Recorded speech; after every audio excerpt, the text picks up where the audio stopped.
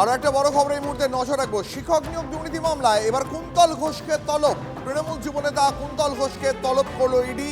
এর সঙ্গে ডাকা হয়েছে শিক্ষা দপ্তরের প্রাক্তন সচিব মনীষ জৈনকেও।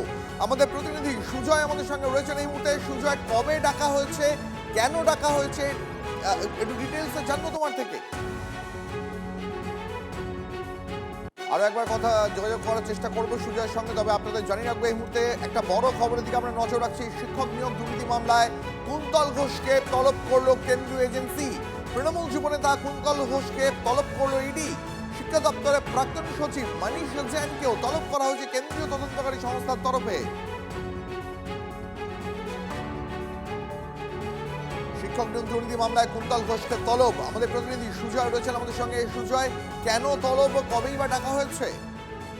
দেখো, 16 থেকে 19 তারিখের মধ্যে ডাকা হয়েছে কুন্তল ঘোষকে এবং এসএসসির নবম, দশম, একাদশ, দ্বাদশের যে নিয়োগ দুর্নীতি মামলা, সেই মামলাতে কুন্তল ঘোষকে তলব করা হয়েছে এবং মনীষ জৈনকেও তলব করা হয়েছে, যিনি শিক্ষা দপ্তরের সচিব ছিলেন। এবং এই মামলাতেই দিন কয়েক আগে পার্থ চট্টোপাধ্যায়, অর্পিতা মুখোপাধ্যায় দুজনকে ডাকা হয়েছে, তলব করা হয়েছে জিজ্ঞাসাবাদের জন্য। এবং এসএসসি এই মামলাটিতে নতুন করে যে তদন্তের গতি বাড়াচ্ছে এনফোর্সমেন্ট ডিরেক্টরেট, সেটা এক প্রকার স্পষ্ট। তার কারণ 100-র বেশি চাকরি প্রার্থী যারা টাকা দিয়েছিলেন, যারা চাকরি পাননি, তাদেরকেও ইডি জিজ্ঞাসাবাদের জন্য তলব করা হয়েছে। অর্থাৎ পুরো গোটা দুর্নীতির যে জালটা, এটা কিভাবে হয়েছিল সেটাই জানার চেষ্টা করছে এনফোর্সমেন্ট ডিরেক্টর, এবং আর্থিকভাবে কারা লাভবান হয়েছে সেটাও তাদের তদন্তের আওতায়। বুঝতে পারছি সুজয়, ধন্যবাদ। কয়লা পাচার মামলায় ইডির অভিযান। বুদবুদ থানার প্রাক্তন ওসির বাড়িতে ইডি। পুলিশ আধিকারিক মনোরঞ্জনের দুর্গাপুরের বাড়িতে ইডি। এই নিয়ে 3বার ইডির তলব এড়ানোয় নোটিশ দেয় ইডি। বাড়ির দরজায় নোটিশ টাঙালো ইডি। শুক্রবার ফের তলব করা হয়েছে মনোরঞ্জনকে। আরো একবার জানাবো আপনাদের, কয়লা পাচার মামলায় ইডির অভিযান। বুদবুদ থানার প্রাক্তন ওসির বাড়িতে ইডি।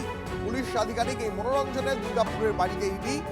3বার ইডির তলব এড়ানোয় নোটিশ দেয় ইডি। বাড়ির দরজায় সেই নোটিশ টাঙানো হলো। শুক্রবার ফের তলব করা হয়েছে মনোরঞ্জনকে।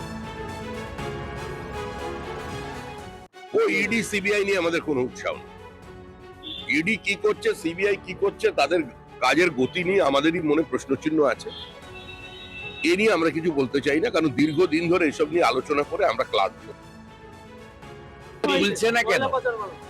তুলছে না কেন? মনোরঞ্জনকে দিয়ে 100 কোটি টাকা মিনিমাম তুলিয়েছে উনার বসেরা, পুলিশের লোকেরা।